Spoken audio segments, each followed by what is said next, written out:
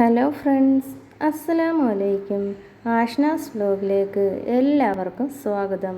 ഇന്ന് ഞാനിവിടെ തയ്യാറാക്കാൻ പോകുന്നത് മുട്ടക്കറിയാണ്. മുട്ടക്കറി തയ്യാറാക്കാൻ വേണ്ടി സവാളയുള്ളി, തക്കാളിപ്പഴം, പച്ചമുളക്, ഇഞ്ചി, വെളുത്തുള്ളി, കറിവേപ്പില ഇത്രയും എടുത്തിട്ടുണ്ട്.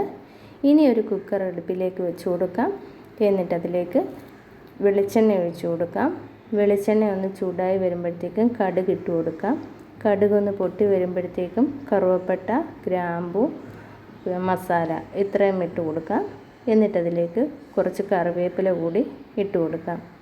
ഇനി ഇതിലേക്ക് വെളുത്തുള്ളി, ഇഞ്ചി, പച്ചമുളക് ഇത്രയും ഇട്ടൊന്ന് വഴറ്റി കൊടുക്കാം. വഴറ്റി കൊടുത്തിട്ടുണ്ട്. ഇനി ഇതിലേക്ക് സവാളയുള്ളി ചേർത്ത് കൊടുക്കാം. സവാളയുള്ളി ചേർത്ത് കൊടുത്ത ശേഷം അല്പം ഉപ്പ് കൂടി ചേർത്ത് കൊടുക്കാം.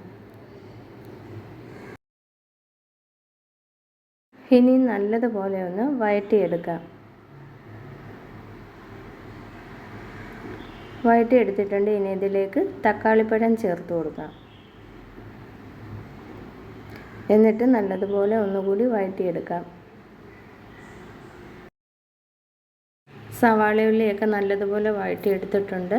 ഇനി ഇതിലേക്ക് മഞ്ഞൾപ്പൊടി ചേർത്ത് കൊടുക്കാം, മല്ലിപ്പൊടി, മുളക് പൊടി, പെരുംജീരകപ്പൊടി, കുരുമുളക് പൊടി ഇത്രയും കൂടി ചേർത്ത് ഒന്ന് നല്ലതുപോലെ ഒന്ന് വഴറ്റിയെടുക്കാം.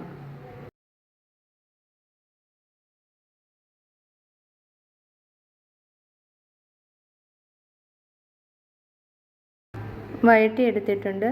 ഇനി ഇതിലേക്ക് കുറച്ച് വെള്ളം കൂടി ഒഴിച്ചു കൊടുക്കാം. എന്നിട്ട് നല്ലതുപോലെ ഒന്ന് ഇളക്കി കൊടുത്ത ശേഷം കുക്കർ അടച്ചൊന്ന് വേവിച്ചെടുക്കാം.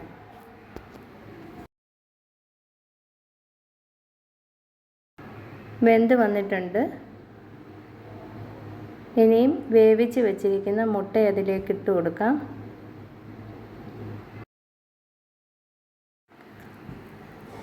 മുട്ടക്കറി ഇവിടെ റെഡിയായി വന്നിട്ടുണ്ട്.